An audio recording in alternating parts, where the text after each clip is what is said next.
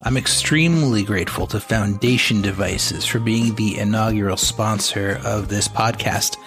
When it comes to beautiful, air-gapped, open source Bitcoin hardware wallets, this is a team that I look to. Because I've really come to realize it's not just about the hardware. It's also just as important to look at the ethos of the team that's building it. You can have a crypto hardware wallet that does exactly what you need, but if the team decides to start developing in a direction that you don't like, for instance, like Trezor has by offering privacy tools only to those who are government approved, and Ledger has done by adding the ability for hardware wallets to export their private keys. It's not easy at all to make a change once you're already entrenched with that hardware wallet. The team at Foundation is focused on more than just your Bitcoin. They're focused on your sovereignty and your freedom. And that's invaluable when you're looking for a hardware wallet.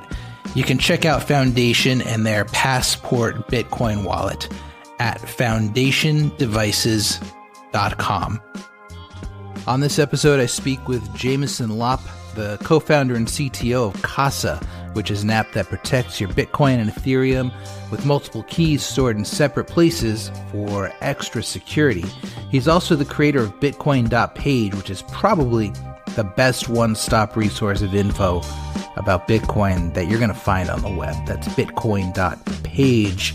Most importantly, he's an OG cypherpunk, been involved with Bitcoin for nearly 10 years, and a vast wealth of information about Bitcoin. Let's get right to it with Jameson Lopp.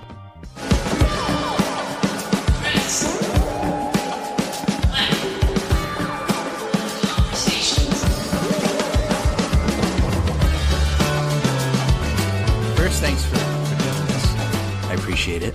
We've never spoken before, but I've followed your work for a while, and I greatly appreciate you. You bet. Yeah, I'm always interested in having in-depth conversations with people that I've only had kind of fly-by passovers on Twitter with. Yeah, your Bitcoin resource, I know everybody tells you on your website, is the best one out there, and it's such a great example of what somebody can do with just by hosting a resource like that. Lopp.net/Bitcoin, by the way. Highly recommended. Or bitcoin.page if that's easier to remember. Oh, no. You got an actual direct URL. I didn't know. Bitcoin.page. That makes it easier. Yeah, it just redirects, but I figured the vanity address might be easier to tell people. That's awesome. Who do you think your audience is? Because I go back and forth between, am I talking to people who already know kind of this stuff, or am I trying to talk to people who are completely outside of this world and who want to, or who need this information, who need this to be drawn in? Who do you feel like you're talking to usually? Yeah, I try to mix it up. I have my long-form, in-depth, highly technical writing that is probably gibberish to people who haven't been paying attention to the space for several years, and that's kind of my exploratory research trying to push the bounds of our understanding of what is going on. And then I just have my more simplistic, high-level 101 type of content. So, I try to hit the whole range. And, I don't optimize for any one thing. I don't, I'm not trying to, growth hack my audience like some people in the space. If I really wanted to do that, I probably could have, more followers and more, normies and whatnot. But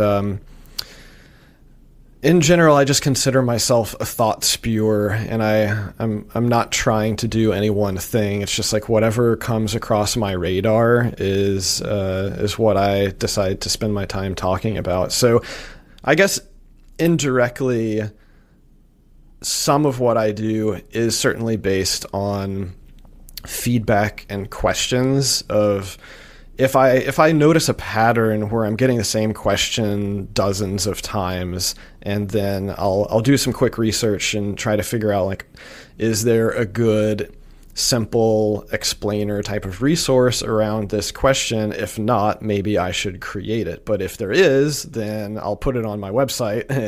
And that was actually the onus for my resources. This is not something that I created because I felt like it was going to give me fame and glory and whatnot. It was very self-serving. It was because back in 2016, 2017, the volume of questions kept increasing and there was so much repetition between them. It was becoming a huge time suck to repeat myself all of the time. So I started off where this was literally just a folder of different bookmarks in my browser. I'd get a question. It would probably match something I'd seen 100 times. I would go to my bookmarks and I would copy paste the bookmark to, whoever was asking the question. And eventually I was like, this is not scaling very well either. I need to be able to just tell people to go to one place. And so that's when I took all of my bookmarks and organized them and, added them to my website. And really today, I usually spend a few minutes almost every day doing some sort of maintenance on that website. This space is constantly evolving. There's link rot issues. Some sites go away. Some new resources are created by other people that I can categorize and link to. So it's very much a living document, and it's actually open source. So people are free to open a pull request if they come across something that they think is worthy of being added. That's cool. Yeah, I know what you mean with the same questions getting asked a lot. And I think that, like, at least from my experience, with Twitter being kind of the main, place that people look for this information now, I mean, myself, I answer the same questions over at least like once a month, right? Like it's like over and over. And just when you think that people get it, then you post the same thing again a month later, and it gets tremendous interaction again from all these people who are like, I didn't know that. So it's almost like Twitter, it's obviously great for distribution, but it's also like erased people's memories. Because I feel like sometimes it's even the same people who forget, the stuff that you told them. So to have it in one place like this for Bitcoin, I guess that's why this has become such a important resource for a lot of people. And I go back to your site and review a lot of this stuff, even though I've already read it. It might have been a couple of years ago, but like stuff about seed phrase security and how to make sure that your OPSEC is as strong as it can be and all this different kind of stuff. It's like you can't read that once and just be done, right? Like you have to almost study it over and over and over. Who do you go to get that reinforcement? Do you go out there and do you have people that you look to and then you can in turn share it with the rest of us?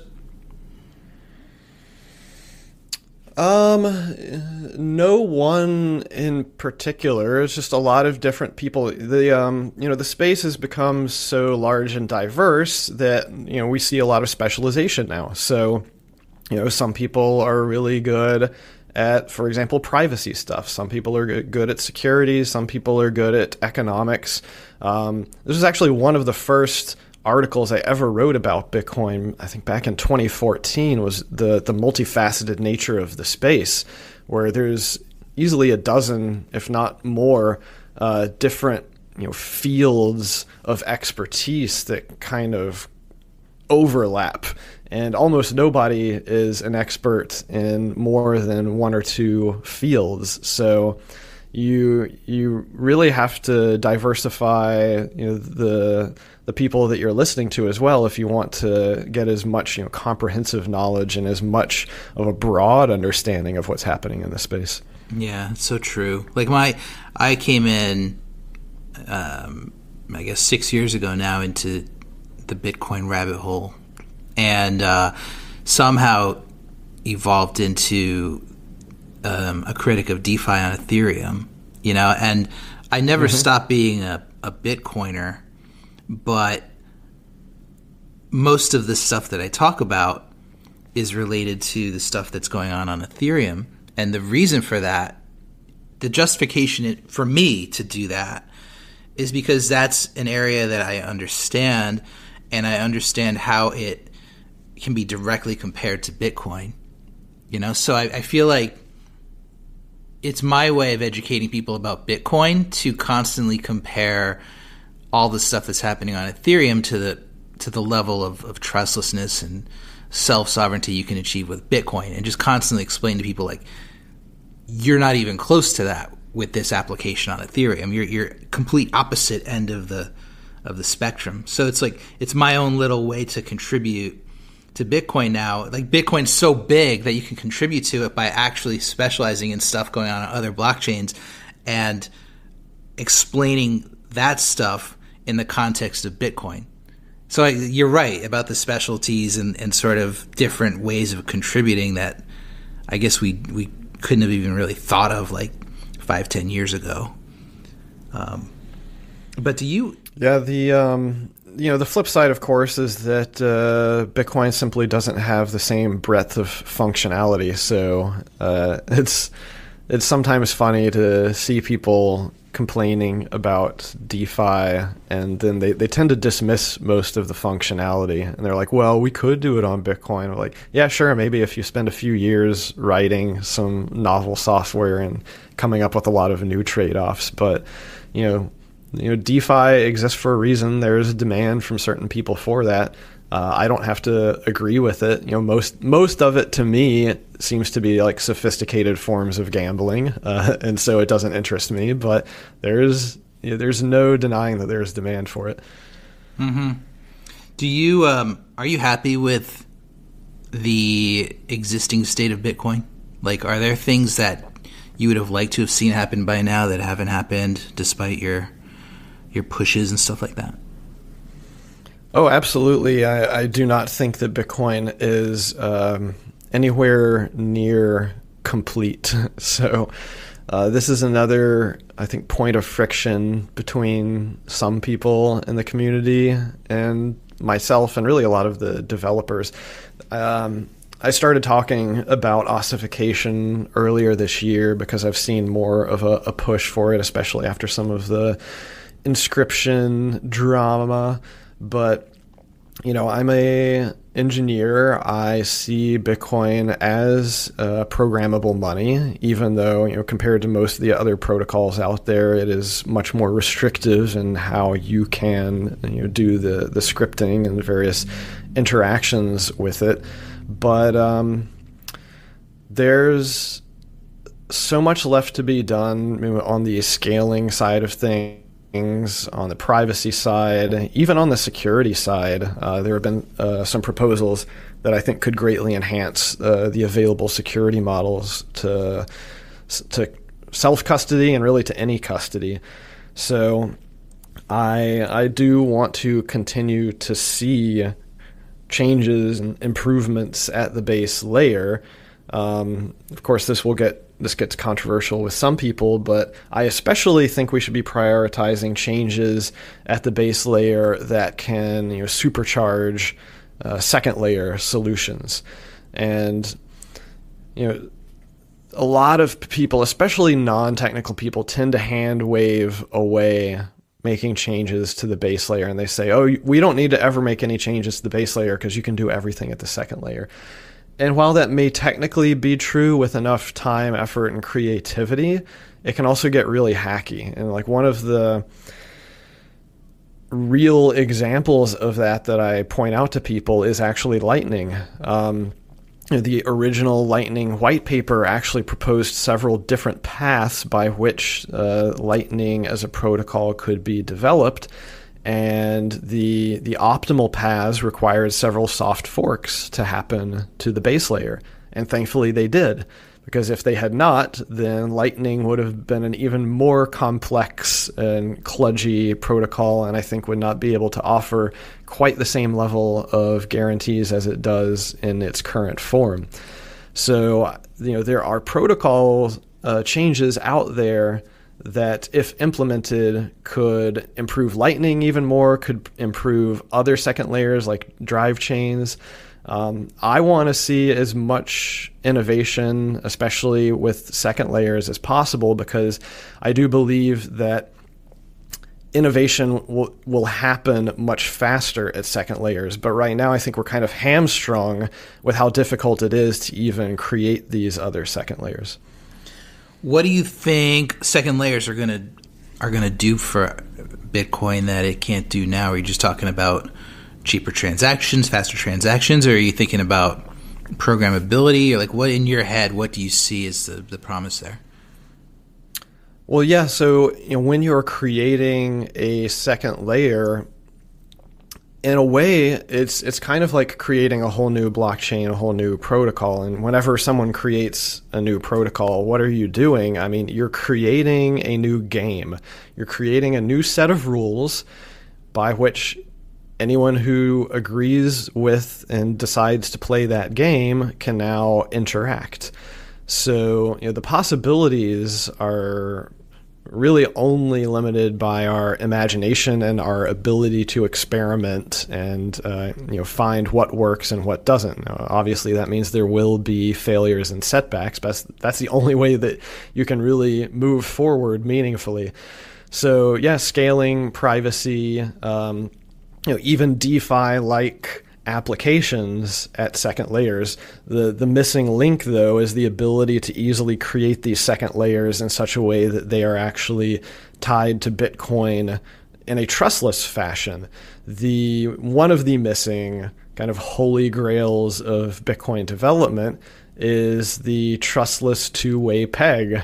This was first originally envisioned in, I think, the 2014 Sidechains white paper, and has never materialized. And I think the best proposal that we have for that right now is drive chains. Drive chains themselves are somewhat controversial, but the folks behind them have been developing them for quite a few years now. So, we'll see how that goes. But I want to see us be able to actually attain that vision of people being able to spool up side chains that are not simply, a multi-signature federation for the actual funds being pegged in and out. Right, like RSK is, which is the only one I'm aware of, but I'm sure there's others. RSK and Liquid, and I think there may be a couple of others that are even smaller and less adopted. Okay. I guess with layer 2s, my experience with the Ethereum ecosystem has been pretty negative as far as, and this actually goes into a topic I wanted to talk to you about, which is what is the most we can really expect from people, from normal users, with regard to the research they're going to do, and with Ethereum's programmability and with the ease of which you can spin up a centralized layer 2 on Ethereum, which they all are, by the way. Like 100% of the layer 2s on Ethereum are centralized to the point where a single multi-sig can basically make any kind of upgrade or bring the whole thing down.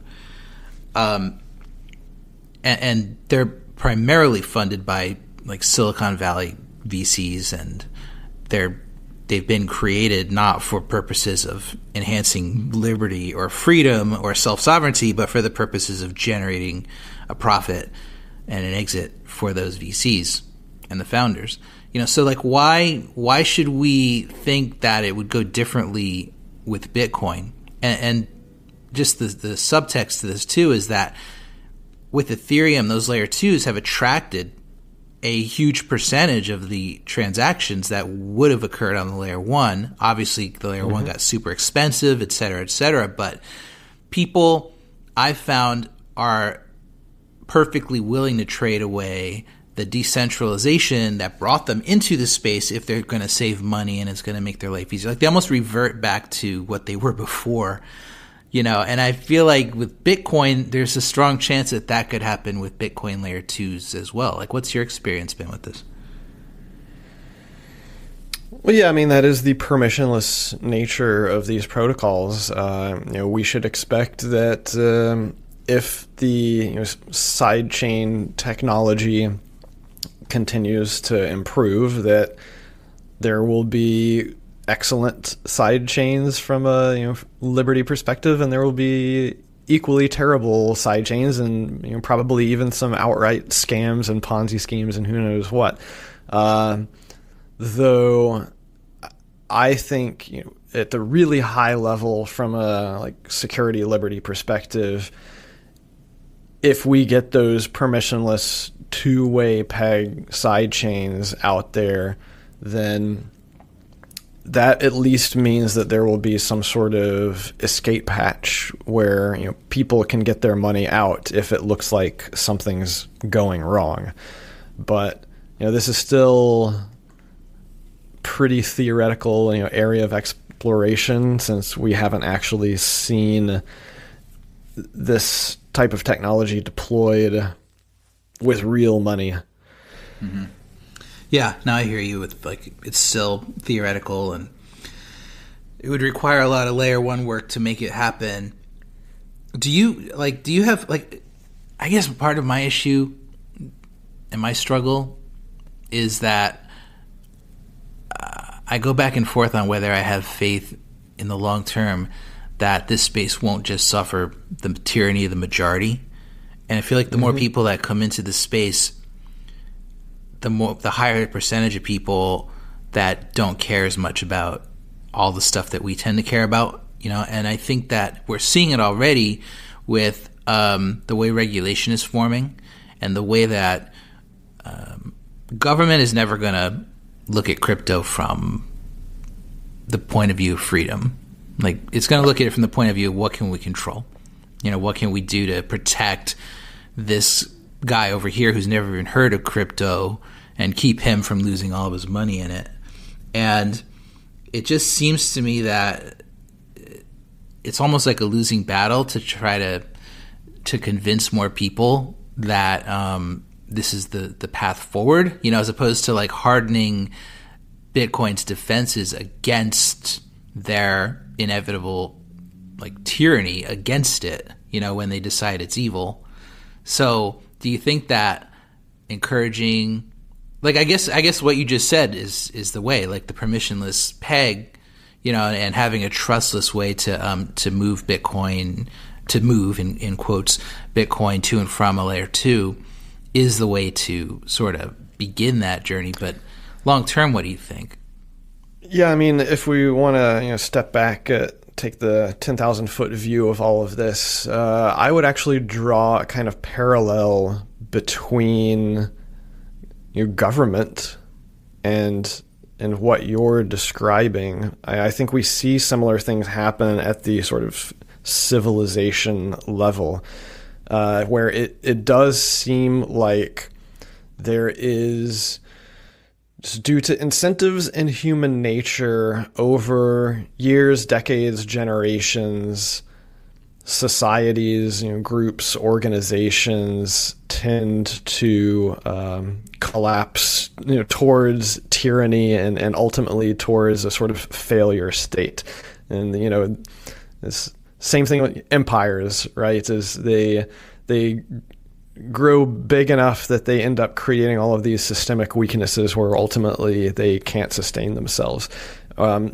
So, perhaps this is a terrible metaphor or whatever, but I look at it kind of from a constitutional perspective of look at the United States.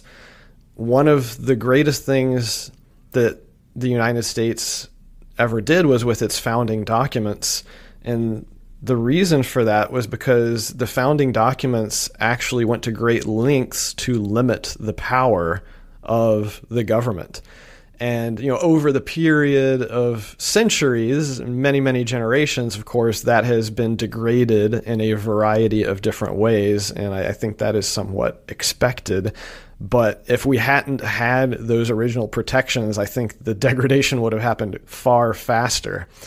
So I kind of see a similar type of game theoretical issue with Bitcoin and these other protocols, where you need to start out with the absolute strongest foundation that protects the individual users.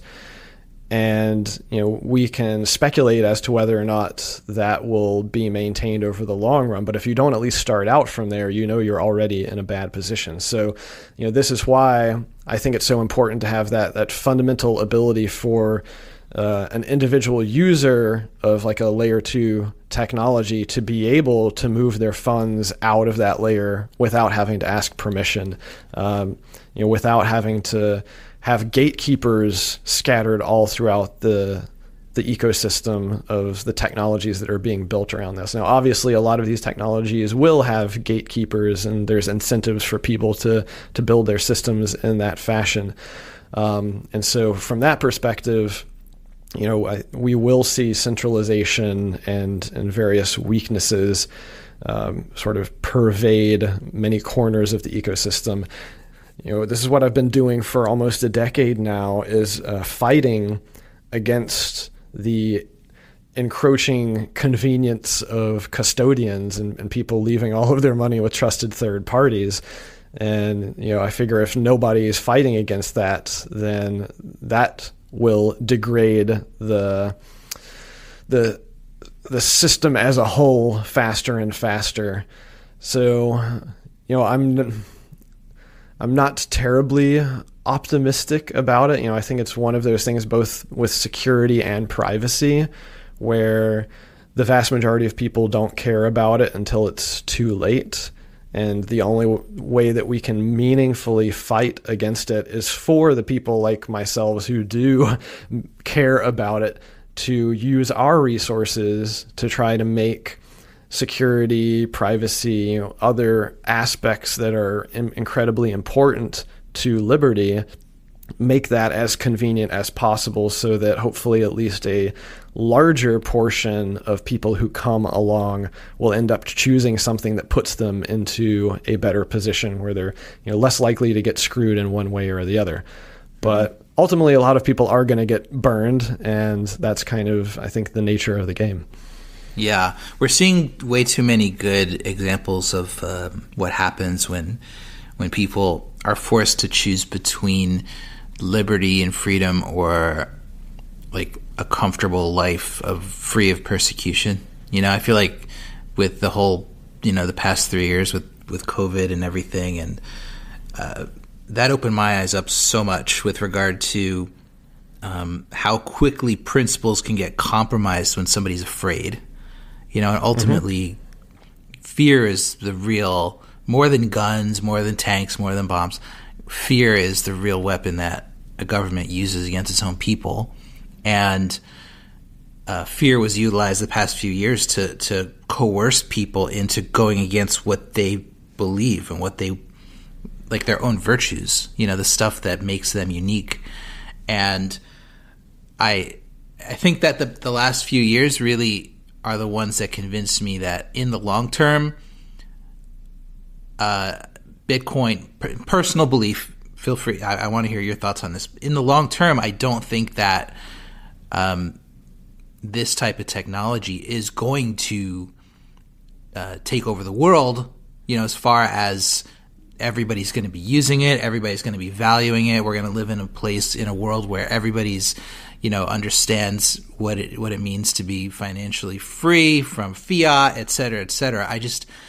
I don't see it happening maybe over 1,000 or 5,000 years, but like at least in the near term, it's going to be a small percentage of the world that actually gets it. And it's almost like we have to now put that shell up around us to keep all the other 95% of the world away from, attacking these virtues and attacking these principles. I think I'm more on the pessimistic side and more like almost dystopian side of this, but where are you on that?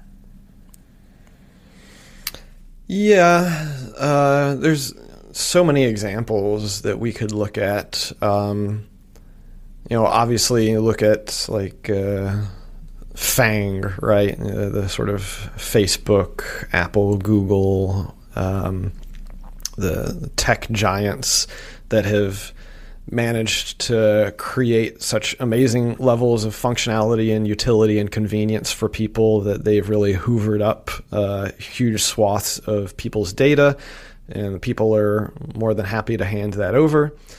There are a few, glimmering points of hope. I think a really good example is Signal, for example. I think, Signal has gotten a mass level of adoption, and they've actually been able to put a huge number of people into a really sound set of privacy for their communications channels, and that I bet most people who use Signal don't even really understand how it's protecting them, and that's great. Like that's how you get mass adoption of privacy and freedom technology, is you just offer a level of convenience where it's like interacting with any other app. It just so happens that under the hood, it's protecting you.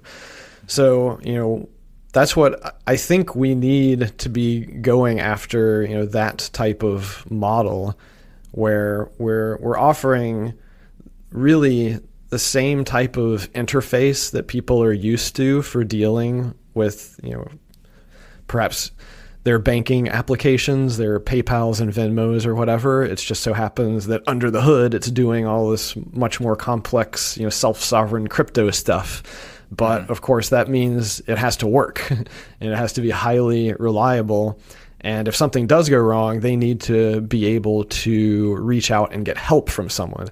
That's one of the other big missing aspects, especially in the sort of free open source software space, is that there often tends to be no support line, or it's like a community volunteer level of support, which is going to turn a lot of people off.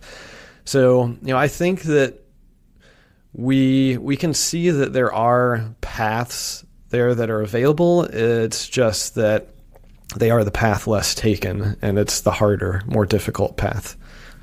Yeah, with the adoption into commercial ventures like PayPal, et cetera, and to see that running on crypto rails goes back to the whole problem that decentralization is, by its nature, it's less efficient, it's more expensive, it's messier than centralized tech, right? Which you can run on a server and you don't have to worry about all the open source obligations and stuff like that. So for a commercial venture like a PayPal or Facebook or any of these guys to adopt a decentralized infrastructure would be like betraying their shareholders almost, right? Because it's like you're not choosing the most efficient path forward for the company. You're putting principle ahead of profit in that case, and that never happens for a reason, right? Because of capitalism. Yep. So and we're seeing that with Ethereum. We're seeing that with the layer twos. It's like, why should we add these layers of decentralization when we can just keep it centralized? People are still going to use it. It's going to be better for our bottom line. It's going to cost us less to run. So we're already seeing that. So it's like wherever there is commercial venture capital or other types of investment going on, you're almost guaranteed to see mutations of the tech, and you're almost guaranteed to see like untenable centralization. And I haven't seen any variations from that. And I don't think we ever will, because like I said, it would be a betrayal to the company itself, like to spend more money than you need to in order to accomplish this goal. So, yeah, I mean, what do you think about, and one area I get concerned about is with the way that Bitcoin is influenced by companies who do that kind of stuff, and I like there's plenty of funding coming into Bitcoin development from companies that have shown that they're willing to sacrifice on decentralization in order to have a profitable company, like exchanges, like custodians, like et cetera. And I know you worked at BitGo, right? A Yep. custodian. So like, do you think that longer term, that type of influence that they have over development, and when I say influence over development, I'm talking about specifically funding developers, like paying rent and food for Bitcoin developers. Do you think that long term that Bitcoin could start to make sacrifices in order to achieve commercial goals for those types of companies? No, not really. I mean, I couldn't tell you the figures off the top of my head, but I suspect that a far greater portion of developer funding is actually being funneled through nonprofits. I donate a fair amount myself to several different initiatives, charities that, they basically run grant programs. If anything, I would say on the sort of commercial business side of things, hiring developers or paying for grants is pretty minuscule, and it's been underwhelming for the past decade even. I would suspect there were actually more developers that were being employed back in like 2015 by some of these companies than there are today. But that's just sort of anecdotally off the top of my head. So, as the ecosystem grows, we see more people donating to these charities, these grant programs, and it kind of fluctuates back and forth with the market cycles, of course. But from what I've been hearing from a lot of the developers, one of the bigger problems is just curating talent, getting new people interested, getting people to do code review. It's the review process that's really more of a pain than the actual writing of code, because of course we want to be incredibly careful and conservative about any changes that go into widely adopted Bitcoin software.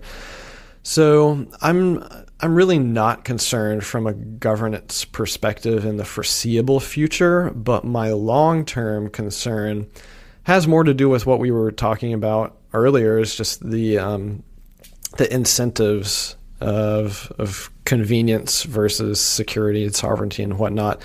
Once again, what I've been fighting against for so long, if we do get real mainstream adoption, and the vast majority of that adoption just happens through exchanges and custodians, they get onboarded through those companies and then they never withdraw their money because the default is to just stick with the custodian.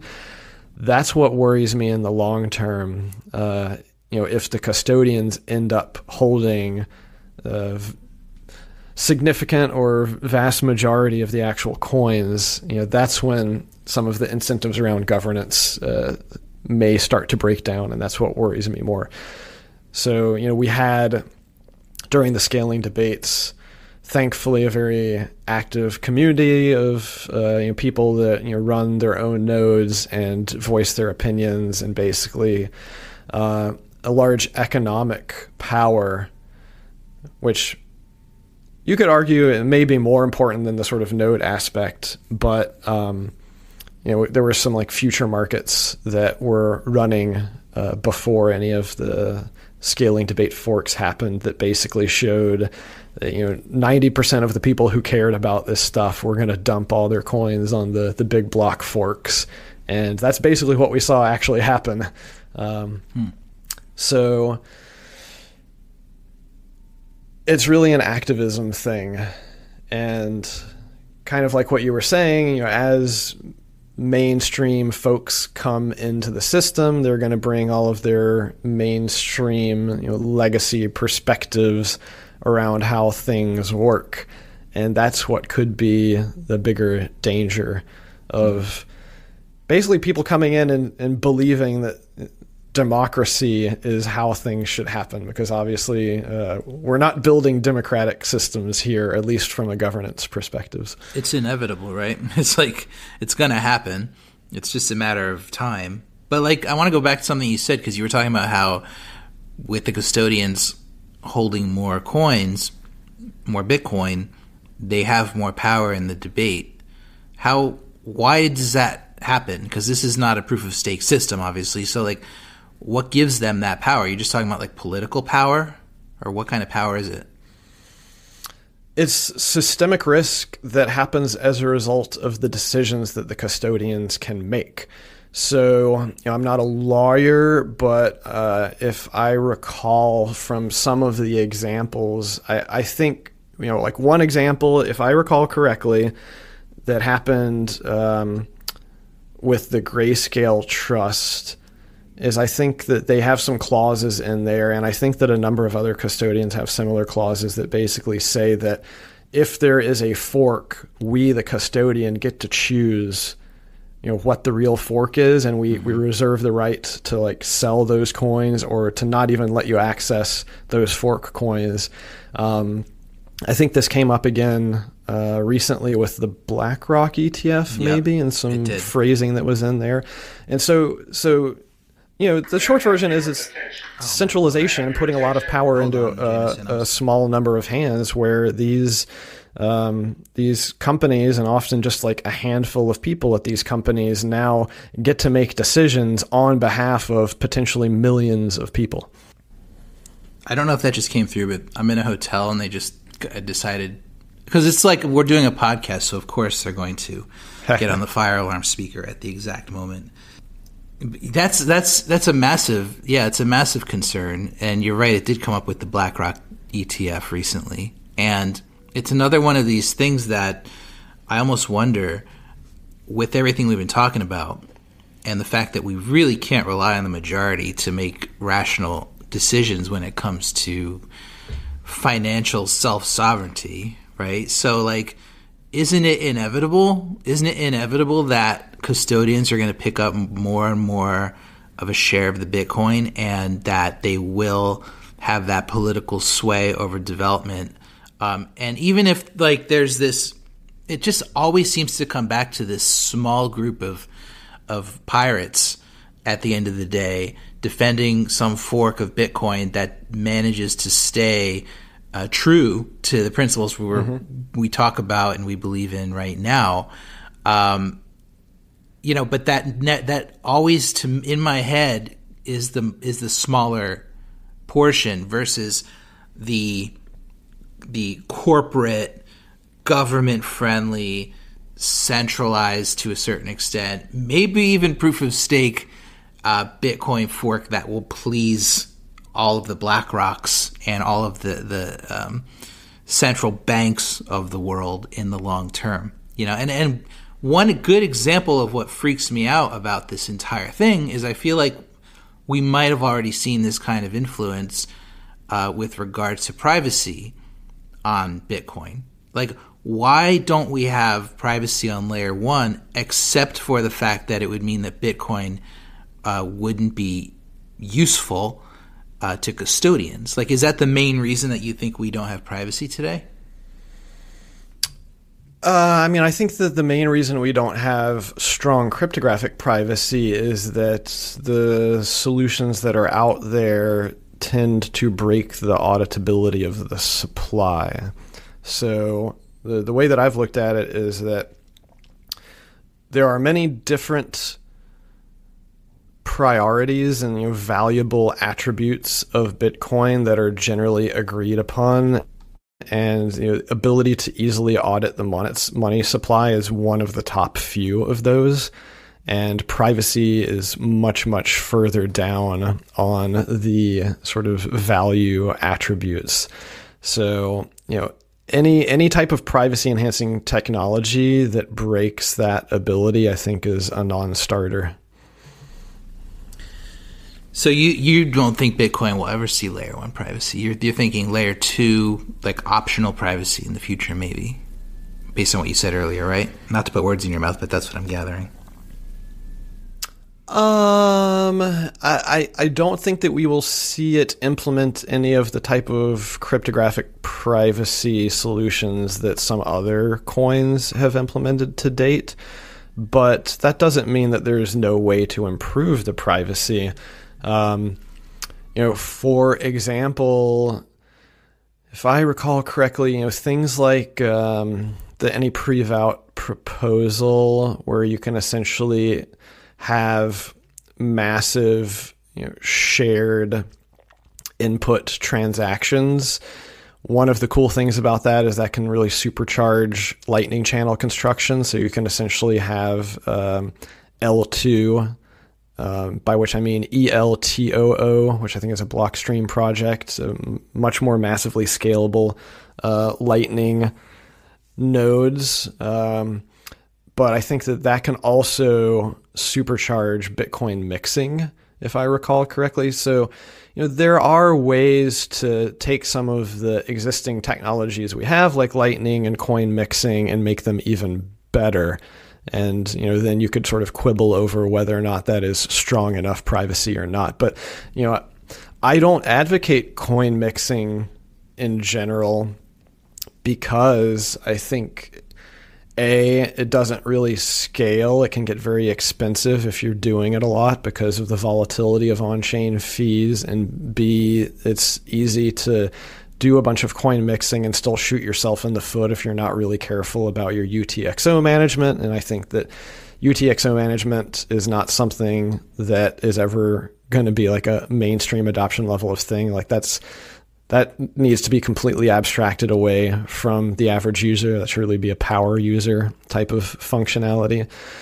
So it doesn't mean, though, that it's not possible for us to continue improving coin mixing technology and improve some of the underlying functionality that is currently limiting what can be done with coin mixing.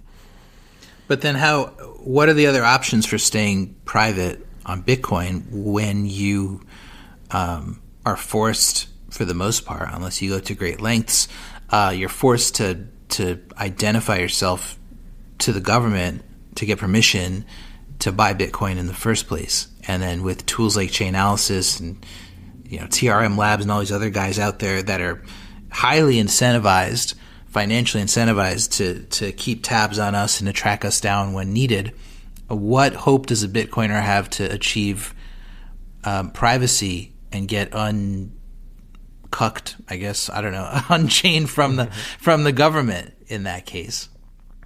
Well, I think you touched on it, which is the fact that a large portion, last I checked, it was around half. It may still be majority, but a very large portion of transactions are to and from exchanges. And of course, these centralized exchanges are the choke points. They're the ones that have regulatory pressure and compliance and are often working with the Chainalysis companies in various fashions. I think the way around that is that we need to break this onboarding, offboarding cycle. Like we need actual peer-to-peer circular economy where you're not interacting, or we don't have like everybody interacting with a handful of choke points, but rather we're actually engaging in meaningful, direct peer-to-peer transactions, which means that buying Bitcoin, I think optimally, like buying and selling Bitcoin should not even really be a thing. We should be earning Bitcoin. We should be paying Bitcoin, for goods and services. Like that's one of the ways to, I guess, indirectly improve our privacy is just by simply not routing all of our transactions through a handful of entities that can surveil us. Yeah, it seems like it's trending in the other direction, though, with the sort of the talk and the planning with CBDC, right? And it's almost becoming like a buzzword now, CBDC.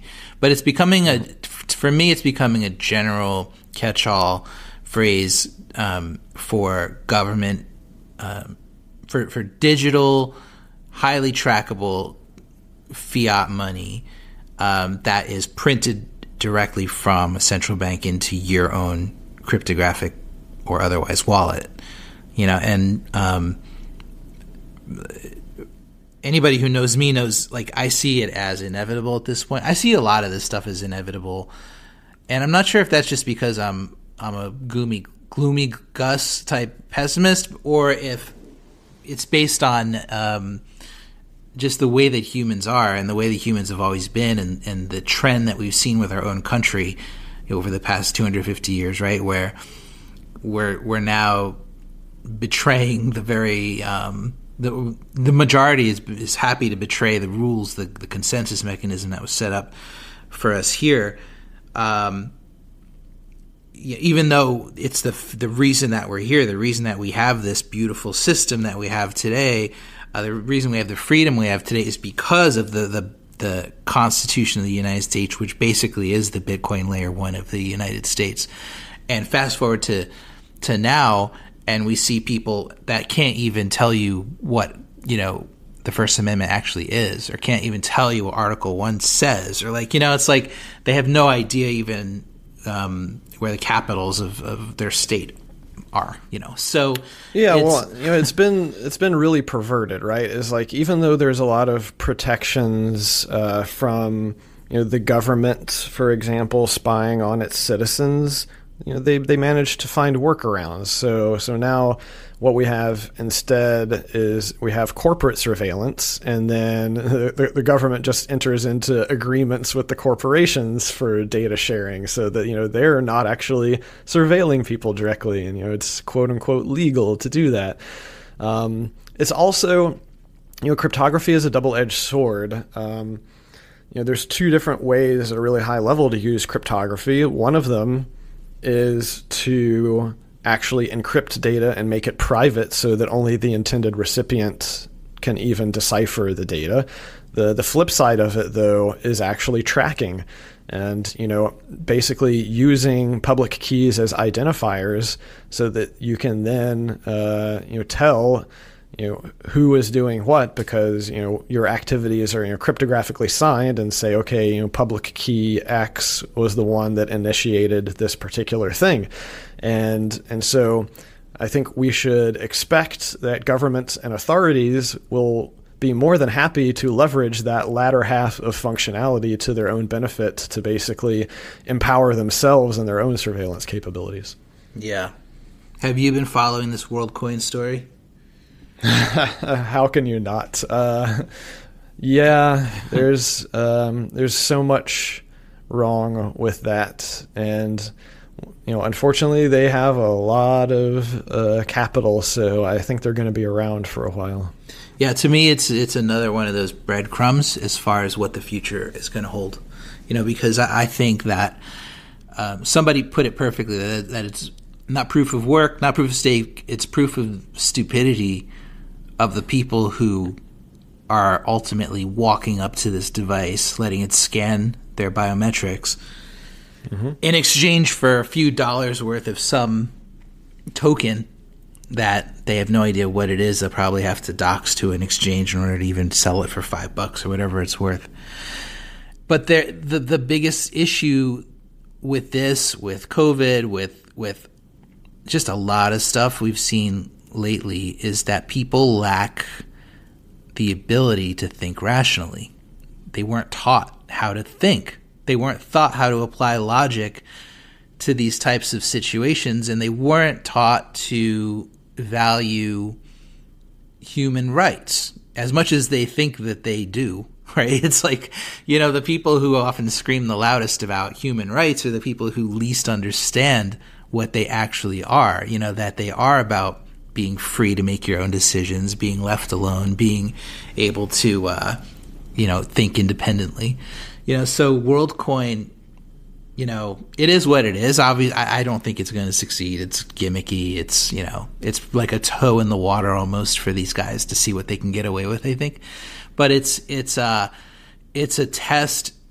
It's a predictor, I think, for what's around the corner, not just for WorldCoin, not just for Ethereum, not just for Sam Altman or anything like that, but for Bitcoin too. I think that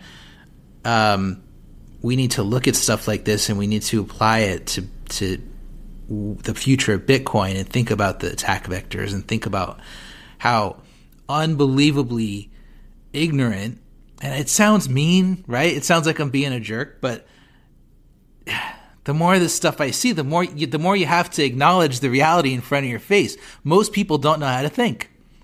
So it's like when they're confronted with defend Bitcoin or get $3 worth of McDonald's vouchers in exchange for your fingerprints, they're going to pick the McDonald's vouchers.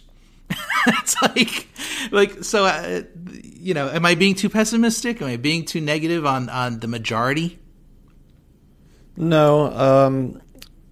What's novel about WorldCoin, they have the hardware that's somewhat novel. They have some zero knowledge functionality that's novel. But what's not novel, what has been done many times before, is airdrops. And I think it should be quite clear from now that simply giving money away to people, giving tokens away, people don't value it. Like when you give them something for free, they ascribe basically no value to it. So I think it's incredibly over-optimistic to believe that you can bootstrap a monetary system by airdropping a bunch of tokens to people, regardless of like the other security and privacy attributes around how you're doing the airdrop.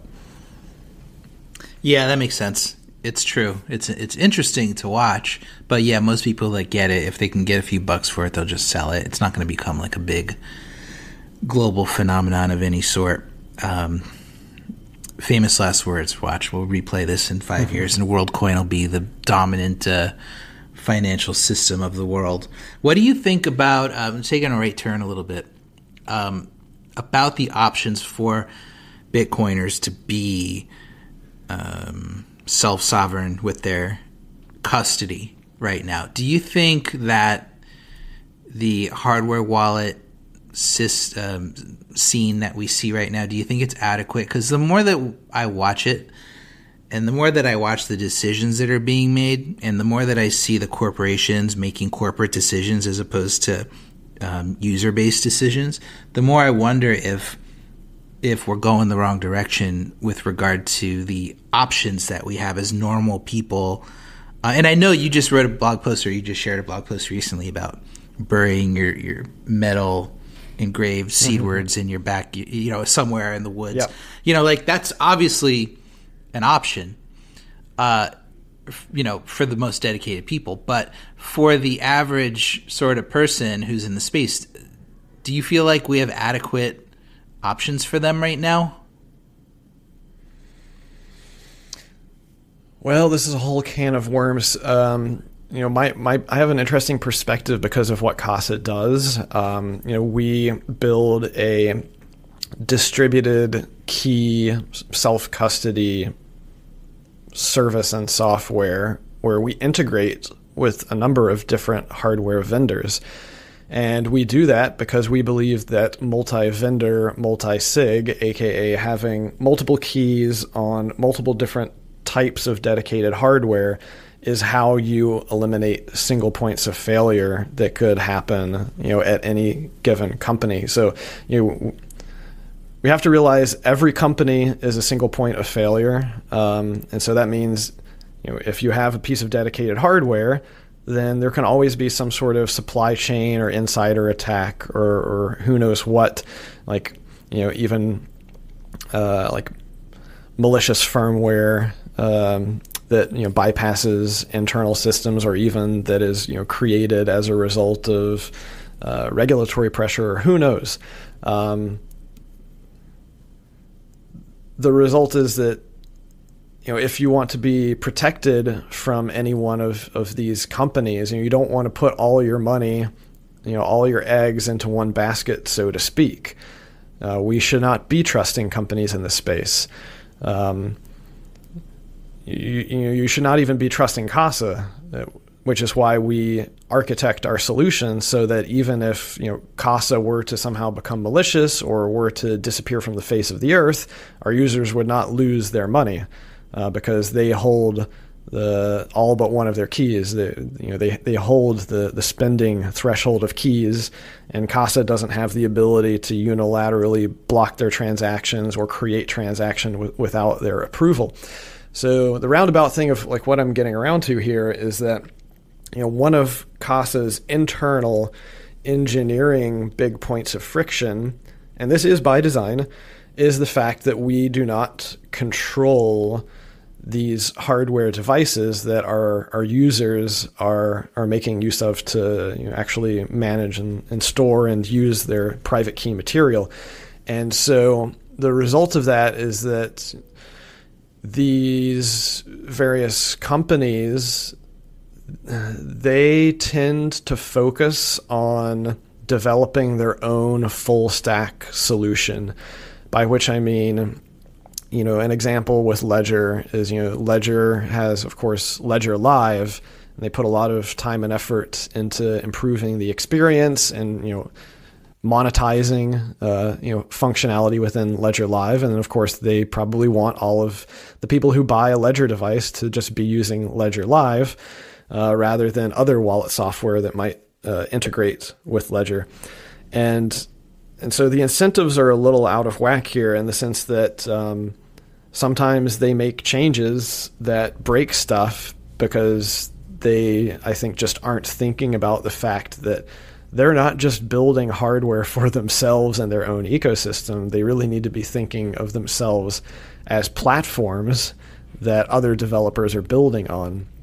So, it can be challenging for sure, but once again, this all comes back to the sort of convenience and security trade-offs. Is Casa did not choose the easiest path. Like, it would have been so much easier from an engineering perspective if Casa didn't integrate with hardware devices and we just had all of our users keep their keys basically on their phones managed by our software, which we could have a lot more control over.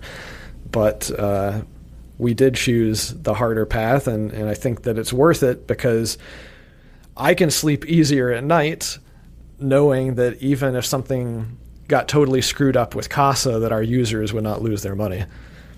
Yeah. I tend to look at these things from a lot of unique, I guess, perspectives, or from these perspectives that there's more attack vectors than just like making off with the money, and a lot of them have to do with the whether it's KYC or other forms of requiring, like checking users against a blacklist, or like even Casa requires KYC, right? No.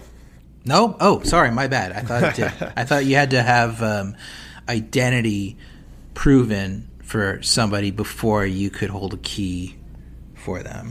No, some of our competitors require KYC, but this is actually one of the big differentiators between us and some of the other multi-sig services out there that aren't just free software. So once again, it's trade-offs. It would probably be easier from us from some perspectives if we required KYC from our users, but we don't want to have to protect that information. It's almost as toxic and radioactive as trying to hold on to private keys. Well, yeah.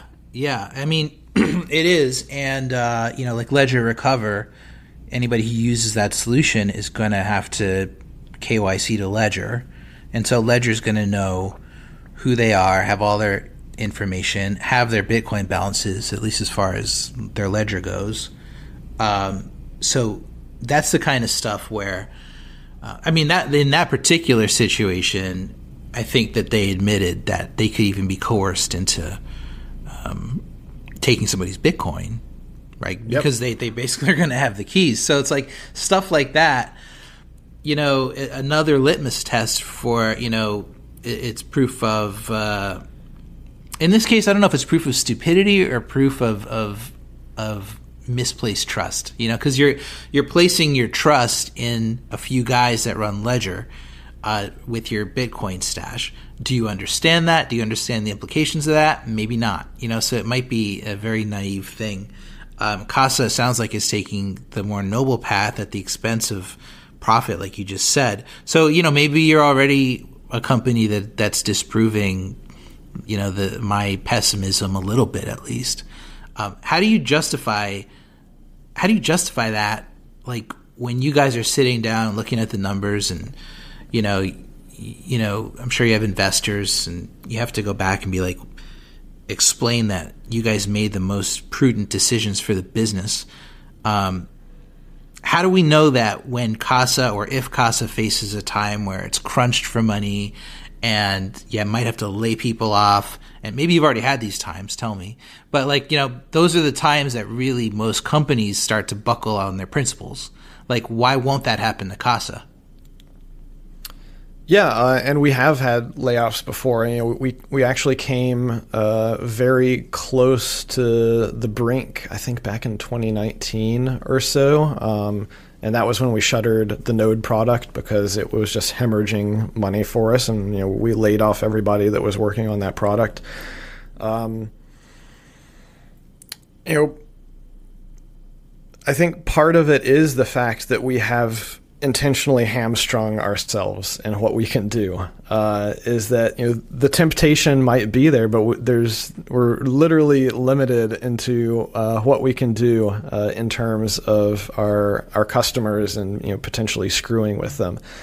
So I think a lot of people would say, oh, we've already compromised on our principles by adding support for Ethereum and so on and so forth. And there's plenty of reasons why I wish that we were able to just stick to Bitcoin, but we do have that profit motivation of wanting to improve our revenues and profit margins and basically meet the demands of our customers, because we know that if we don't, then we could potentially lose them to other competitors. And we know that we have lost a decent amount of business to custodians because we don't have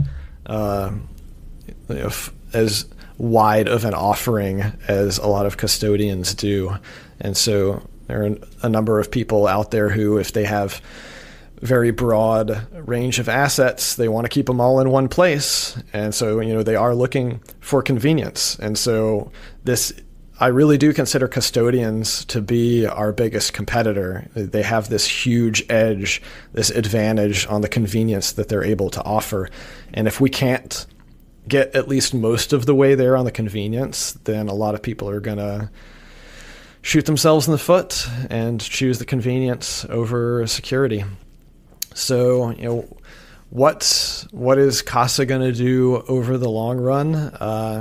We're going to continue to explore our options of essentially what services we are able to provide people while remaining a software service and not a regulated financial institution. The vast majority of our competitors are regulated financial institutions. That gives them a whole lot more leverage and like the things that they can do. Of course, a lot of risk as well that comes along with that. So I guess you could say that, we're trying to take a much less risky path for our customers, and it may be more risky for us as a business because we are essentially hamstrung from a number of different decisions that we can make. Yeah. Do you think Casa is the best solution, period, for a retail, just a Bitcoin holder? Or I mean, to me, it just, I can't get my head out of the mindset that the best way to protect my own freedom, to move, to transact, to be self-sovereign, at least maximally, if not entirely, but as much as I can be in this world, is to have complete control and to not have identity attached in any way, and to be the guy out there burying shit in the dirt. It's like, to me, that's the ultimate freedom. And as soon as you start involving any other third parties, you start to make trade-offs. And that's how I feel. Do you feel the same way? Do you feel like Casa is the optimal trade-off point? That's what I'm going for. If someone wants to attain the maximum level of privacy and security in Bitcoin, whatever crypto assets they're dealing with, then they basically need to do everything on their own. And this has always been possible, but it's a much higher bar. You have to climb a pretty steep mountain of knowledge to understand all of the trade-offs of all of the decisions that you need to make when you are creating and maintaining your custody. It's not impossible. It just takes a lot of time and effort. And so what we're going for at Casa is, we're not trying to capture that segment of the market of, the people who are willing and able to do that all themselves. What we're trying to capture is more of the people who are more mainstream, less technical, or less, they just have more time constraints, and that would probably be choosing a custodial solution due to the convenience. So, our value proposition is we can give you the level of support, and actually a much better level of support than you're probably going to be able to get with a custodian. And we can do that in such a way that you maintain control over your funds and you're not actually trusting us. So it's trying to bridge this gap between doing everything yourself versus having a third party do everything for you. Yeah, I hear you. It seems like there's these multiple camps out there these days about there's people that say seed phrases are too complicated. Normal people will never get it. It's okay to use a custodian until you've figured things out. And then you can go from there. And I always come back with the mindset that, you know what? My point of view on this is if you are not willing to put in the research and the time and understand what this asset is and what it's capable of, and be able to self-custody confidently, then you probably shouldn't be here at all.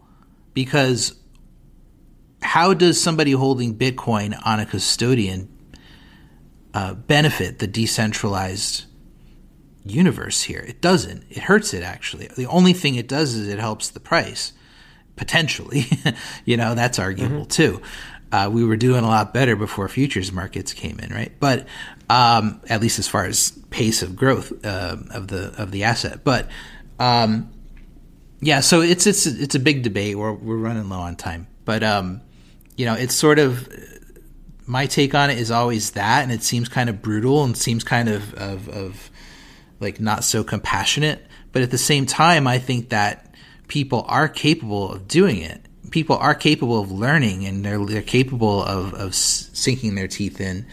And the ones that aren't, the ones that don't want to, the ones that just aren't doing it, can't be dragged along. Like, we can't force them into it unless there's like a Trojan horse, like you said before. But it seems like you've got your eye on the right target, which is people who've already decided, yes, I want this level. I want to self-custody. I'm just one step away from, you're still self-custodying with Casa, but you're one step away from the complete, version of that. I guess it's one way of saying, like the version of it where you're the one in complete 100% control. You're with Casa, maybe you're just at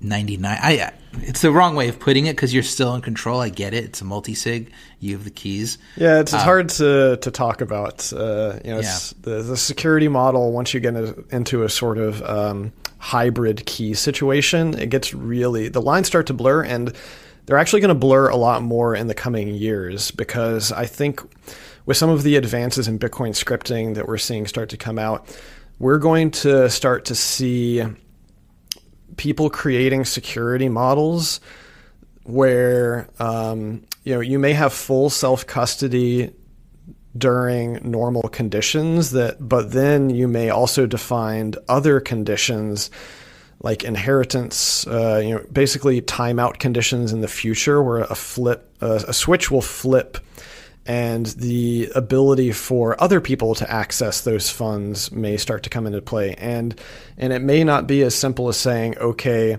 if a few years go by, then just let entity X access it.